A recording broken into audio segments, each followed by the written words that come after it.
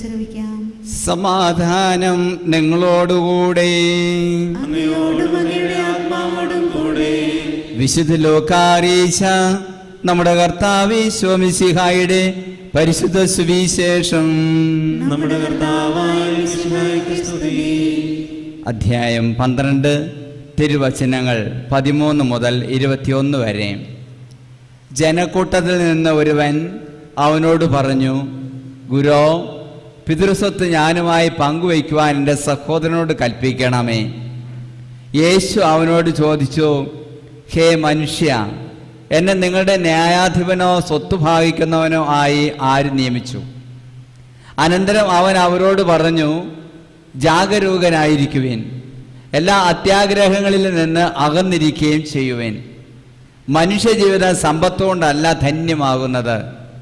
ഒരു ഉപമയും അവൻ അവരോട് പറഞ്ഞു. ഒരു ധനികൻ്റെ കൃഷിസ്ഥലം സമൃദ്ധമായ വിളവ് നൽകി. അവൻ എങ്ങനെ ചിന്തിച്ചു, ഞാൻ എന്ത് ചെയ്യും? ഈ ധാന്യം മുഴുവൻ സൂക്ഷിക്കുവാൻ എനിക്ക് സ്ഥലമില്ലല്ലോ. അവൻ പറഞ്ഞു, ഞാൻ ഇങ്ങനെ ചെയ്യും, എൻ്റെ അറപ്പുരകൾ പൊളിച്ച് കൂടുതൽ വലിയവ പണിയും, അതിൽ എൻ്റെ ധാന്യവും വിഭവങ്ങളും സംഭരിക്കും. അനന്തരം ഞാൻ എൻ്റെ ആത്മാവിനോട് പറയും, ആത്മാവേ, അനേക വർഷത്തേക്ക് വേണ്ട വിഭവങ്ങൾ നിനക്കായി സംഭരിക്കപ്പെട്ടിരിക്കുന്നു. വിശ്രമിക്കുക, തിന്നുകുടിച്ച് ആനന്ദിക്കുക. എന്നാൽ ദൈവം അവനോട് പറഞ്ഞു, ഭോഷ, ഈ രാത്രി നിന്റെ ആത്മാവിനെ നിന്നിൽ നിന്ന് ആവശ്യപ്പെടും. അപ്പോൾ നീ ഒരുക്കി വച്ചിരിക്കുന്നവ ആരുടേതാകും? ഇതുപോലെയാണ് ദൈവസന്നിധിയിൽ സമ്പന്നനാകാതെ തനിക്ക് വേണ്ടി സമ്പത്ത് ശേഖരിച്ചു വയ്ക്കുന്നവനും. നമ്മുടെ കർത്താവായ മിശിഹായ്ക്ക് സ്തുതി. പ്രിയ സഹോദരീ സഹോദരന്മാരെ, പ്രിയപ്പെട്ട തോമസ് പോൾ സാറേ, ദൈവത്തിൻ്റെ വചനം ആവോളം സ്വീകരിച്ചുകൊണ്ടിരുന്ന ഏതാനും ദിവസമായിരുന്നു ഇത്.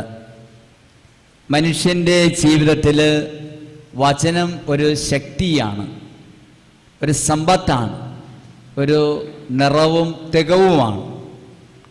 ആത്മാവിൻ്റെ അഭിഷേകം മനുഷ്യ മക്കളിൽ ഉണ്ടായാൽ മാത്രമേ നന്മ തിന്മകളെ തിരിച്ചറിയുവാനും ദൈവത്തിന് കൊടുക്കേണ്ട പ്രാധാന്യം കൊടുക്കുവാനും ഭൗതികമായിട്ടുള്ള വസ്തുക്കളെയോ സമ്പത്തുകളെയോ നിസ്സാരമായി കാണുവാനും സാധിക്കുകയുള്ളൂ.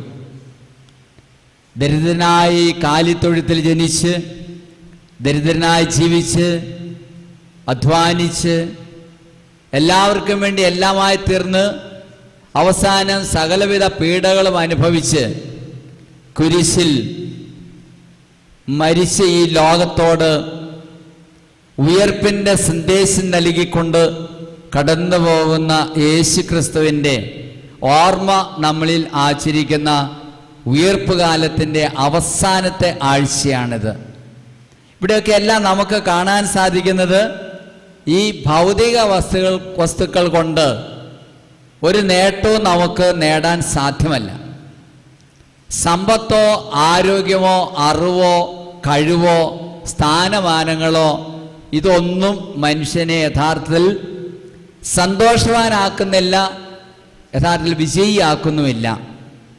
ലക്ഷ്യത്തിലെത്തിച്ചേരുവാനായിട്ട് ആവശ്യമായിരിക്കുന്നത് ഇതൊന്നും അല്ല. കാരണം നമുക്ക് ഉദാഹരണ സഹിതം അറിയാൻ പറ്റും, അനേകം ആളുകൾ സമ്പന്നരായിട്ടുണ്ട്. പഴയ ചരിത്രങ്ങൾ നോക്കിയാലും അങ്ങനെയുണ്ട്. ആ സമ്പന്നതയുടെ തലമുറകളെല്ലാം മാഞ്ഞ് തേഞ്ഞു പോയിട്ടുള്ളത് നമുക്ക് കാണാൻ കഴിഞ്ഞിട്ടുണ്ട്. ദരിദ്രരായിട്ടുള്ള ആളുകൾ ധാരാളമുണ്ട്. ഒരുപക്ഷെ ദരിദ്രരായവർ സമ്പന്നരായി മാറാമെന്ന സുവിശേഷ വചനങ്ങൾ നമ്മുടെ മനസ്സുകളിൽ ഓർമ്മിക്കുന്നുണ്ടെങ്കിൽ അത് സാക്ഷ്യപ്പെടുത്തുവാനായിട്ട് നമുക്ക് സാധിക്കും. ധാരാളം ദരിദ്ര സഹോദരീ സഹോദരന്മാർ അവരുടെ പിൻതലമുറകളെല്ലാം സമ്പത്തിൻ്റെ ആ മഹനീയമായ നിലയിലേക്കും വിലയിലേക്കും കയറി ചെല്ലാൻ കഴിഞ്ഞിട്ടുണ്ട്. കഠിനാധ്വാനം കൊണ്ടാകാം, സ്വയം നിയന്ത്രണം കൊണ്ടാകാം. അതുപോലെ തന്നെ നമ്മൾ പൗലോസിന്റെ ലേഖനത്തിൽ വായിച്ചു കേട്ടതുപോലെ ഇനി ഒരിക്കലും മാംസം ഭക്ഷിക്കുകയില്ല. അതൊരു വചനത്തിൻ്റെ ഒരു ശക്തി നമുക്ക് കിട്ടാൻ വേണ്ടിയിട്ട്, പൗലോസിൻ്റെ വചനങ്ങൾ നമ്മുടെ ജീവിതത്തിൽ ഉണ്ടാകാൻ വേണ്ടിയിട്ട് ആ ചിന്ത നമ്മിൽ വരുത്തുന്ന നല്ലതാണ്. ഇനി ഒരിക്കലും ഞാൻ മാംസം ഭക്ഷിക്കുന്നതല്ല. അപ്പോൾ അതിൽ നിന്നെല്ലാം വിമോചിതനായി, അതുപോലെ വിമോചിതരായി ഏറ്റവും ലളിതമായ വിനയമായ ദാരിദ്ര്യത്തിൻ്റെ ജീവിതം നയിച്ചുകൊണ്ട് ഈ ഭൗതിക സമ്പത്തുകൾക്ക് കാര്യമായ വിലയോ അല്ലെങ്കിൽ അതുകൊണ്ട് നേട്ടമോ ഒന്നും ഇല്ല എന്ന് തെളിയിക്കേണ്ട ഒരു ജീവിതമാണ് നമ്മുടേതെന്ന് നമ്മെ അനുസ്മരിപ്പിക്കുന്നു. ഇതാണ് സുവിശേഷത്തിൽ ലൂക്കാസ് സുവിശേഷകൻ 12-ാമത്തെ അധ്യായം മുതൽ അധ്യായത്തിൽ 13-ാമത്തെ തിരുവചനം മുതൽ 21 വരെയുള്ള വചനങ്ങളിലൂടെ പറയുന്നത്. ഒരാൾ വന്ന് കർത്താവിനോട് പറയുകയാണ്, പിതൃസ്വത്ത് എൻ്റെ സഹോദരനുമായിട്ട് പങ്കുവെച്ച് തരണം. ഇന്ന് നമുക്ക് കാണാൻ സാധിക്കുന്ന ഏറ്റവും ദയനീയമായിട്ടുള്ള ഒരു കാര്യം, മാതാപിതാക്കൾ ഒത്തിരിയേറെ കഷ്ടപ്പെട്ട് ചെലവ് ചുരുക്കി ദരിദ്രമായ ഒരു ജീവിതത്തിൻ്റെ അനുഭവങ്ങളെല്ലാം അവർ അനുഭവിച്ച ശേഷം ഉണ്ടാക്കിയതെല്ലാം മക്കൾക്ക് കൈമാറുന്ന തലമുറകളായി കൈമാറുന്ന രീതിയിൽ നിന്ന് മക്കൾ മറ്റൊരു തലത്തിലേക്ക് മാറുകയാണ്. അതെല്ലാം അവർ മറന്നിട്ട് എനിക്കുള്ള പിതൃ സമ്പത്ത് ഇങ്ങ് തന്നേരെ. ധൂർത്തനായ പുത്രനും ഇത് ചോദിച്ച് അതിൻ്റെ അനുഭവം അവൻ്റെ ജീവിതത്തിൽ, അതുകൊണ്ട് സ്ഥായിയായിട്ടുള്ള ശാശ്വതമായ ഒരു പരിഹാരം ഉണ്ടാക്കാൻ കഴിയില്ല എന്ന് അവൻ തെളിയിച്ചതാണ്. പക്ഷെ അപ്പൻ്റെ സ്വഭാവമോ, മകൻ ഇതെല്ലാം കൊണ്ട് ദൂർത്തടിച്ച് നശിപ്പിച്ചു കളഞ്ഞിട്ട് തിരിച്ചു വന്നപ്പോൾ വളരെ സ്നേഹത്തോടെ കാത്തിരിക്കുന്ന അപ്പൻ മകനെ പോയി ദൂരത്ത് നിന്നുകൊണ്ട് തിരിച്ചറിയുകയും കെട്ടിപ്പിടിച്ച് ആലിംഗനം ചെയ്തുകൊണ്ട് മകനെ സ്നേഹത്തോടെ സ്വീകരിക്കുന്ന മനോഭാവം, അതാണ് പിതൃസ്വത്ത്. യഥാർത്ഥത്തിൽ അവൻ ഇവിടെ പറയുന്നു, മകൻ ഇവിടെ പറയുന്നു പിതൃസ്വത്ത് സഹോദരനുമായിട്ട് പങ്കുവെച്ച് തരാനായിട്ട്. അവിടെ അവൻ ആഗ്രഹിക്കുന്നത് സ്നേഹത്തിൻ്റെ സമ്പത്തല്ല, അനുഗ്രഹത്തിൻ്റെ സമ്പത്തല്ല.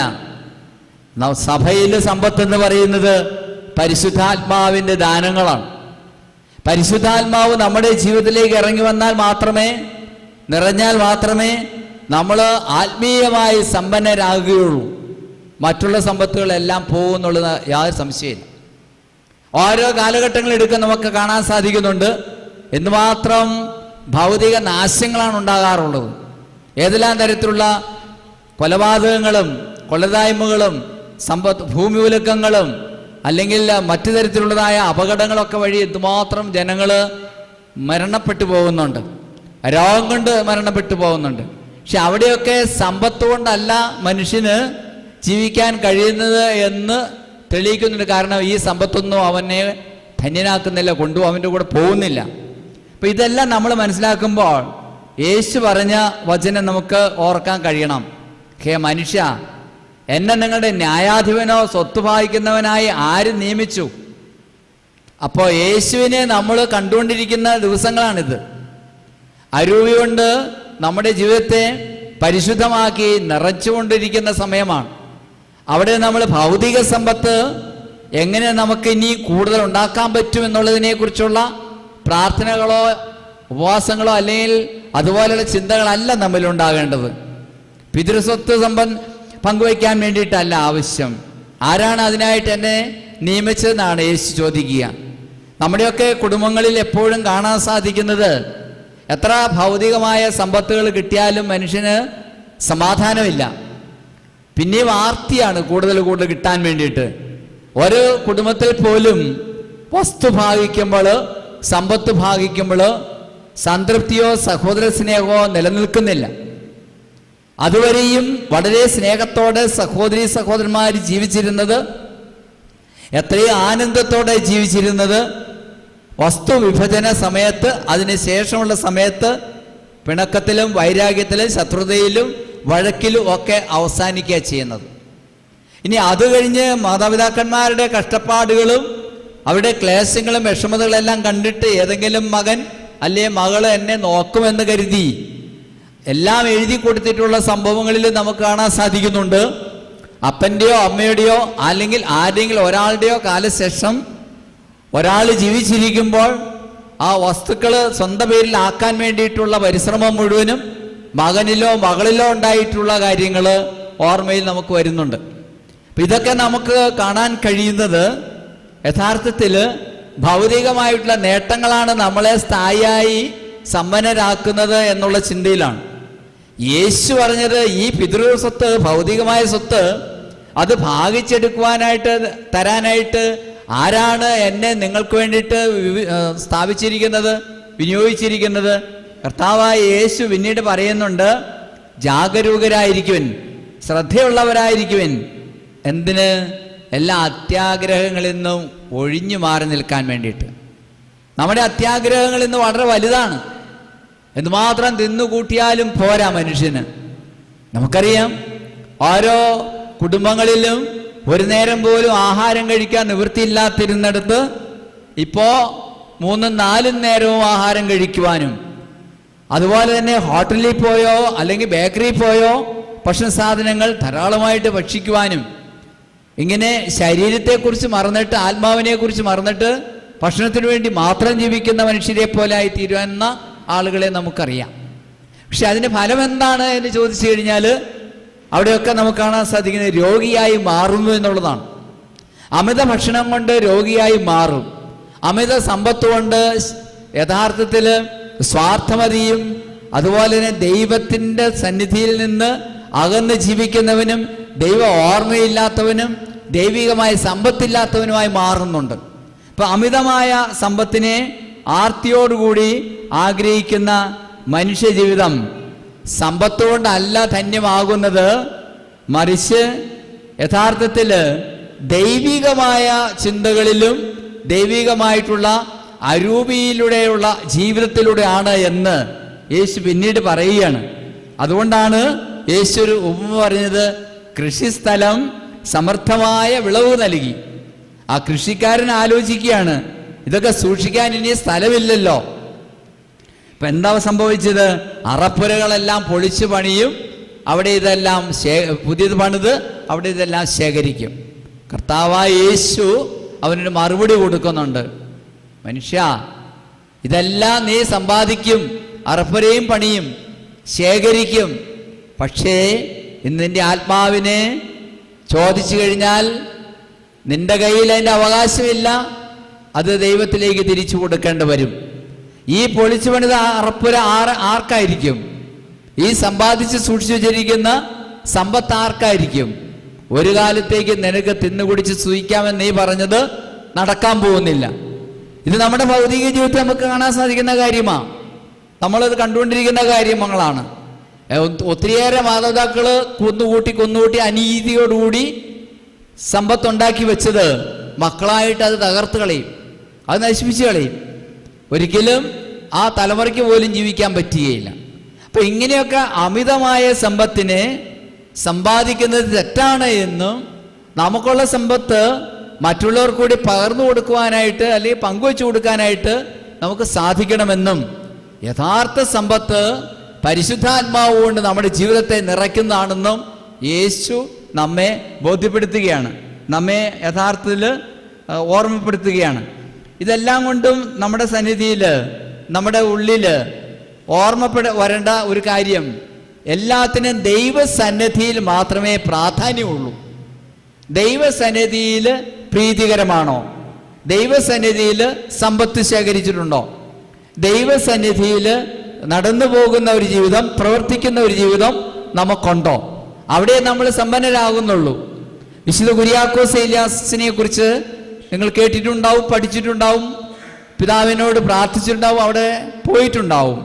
അപ്പോൾ വിശുദ്ധ കുര്യാക്കോസ് ഏലിയാസിന്റെ ജീവിതത്തെ ആകത്തുകയിൽ എടുക്കുമ്പോൾ കാണാൻ സാധിക്കുന്നത്, ഭൗതികമായിട്ട് ഒത്തിരിയേറെ കാര്യങ്ങൾ ചെയ്തിരുന്നു എങ്കിൽ പോലും ഭൗതിക സമ്പത്തുകളെ അതിജീവിച്ചുകൊണ്ട് ആത്മീയ സമ്പത്തിനെ, ദൈവിക സമ്പത്തിനെ എല്ലാവർക്കും വേണ്ടി നേടിയെടുത്തുകൊണ്ട് പങ്കിട്ട് കൊടുക്കുവാനായിട്ട് ദൈവ അനുഭവത്തിൽ, ദൈവ പരിപാലനയിൽ ജീവിക്കുവാനായിട്ട് ശ്രമിച്ചു എന്നുള്ളതാണ്.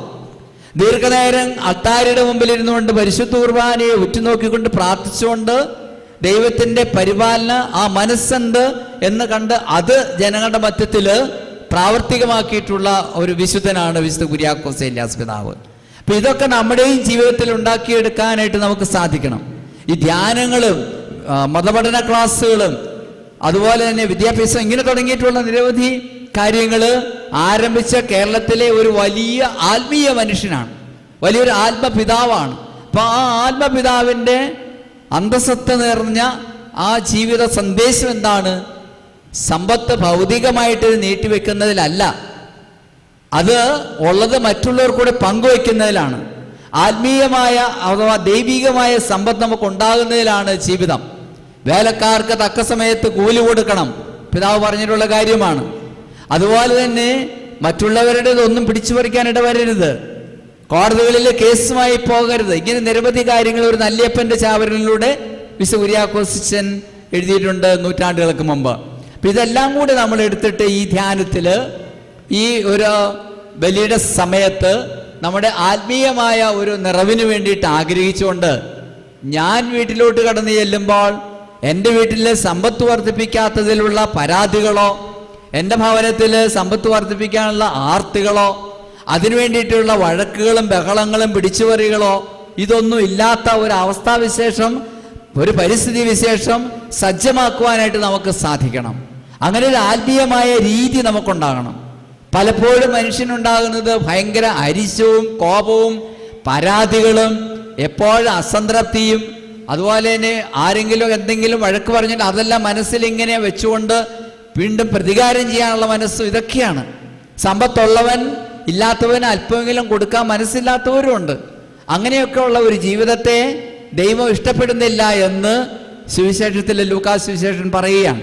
അതുകൊണ്ട് തനിക്ക് തന്നെ സമ്പത്ത് ഉള്ളവനാകാതെ ദൈവത്തിൻ്റെ മുമ്പിൽ സമ്പന്നരാകാനും ദൈവികമായ സമ്പത്ത് ശേഖരിച്ചു വയ്ക്കുവാനും നമുക്ക് സാധിക്കണം. ഈ ചിന്തകളെല്ലാം ഈ ധ്യാനത്തിലും കുർബാനയിലും ഒക്കെ നമ്മിൽ ധാരാളമായി നിറയ്ക്കാൻ, ഉണ്ടാകാൻ, നമ്മുടെ കുടുംബത്തിനുണ്ടാകാൻ, നമ്മുടെ മക്കൾക്കുണ്ടാകാൻ ഉള്ള സാഹചര്യം കർത്താവായ ഈശോയുടെ ഈ ബലിയിൽ നമുക്ക് പ്രാർത്ഥിക്കാം. പിതാവിൻ്റെയും പുത്രൻ്റെയും പരിശുദ്ധാത്മാവിൻ്റെയും നാമത്തിൽ ആമേൻ.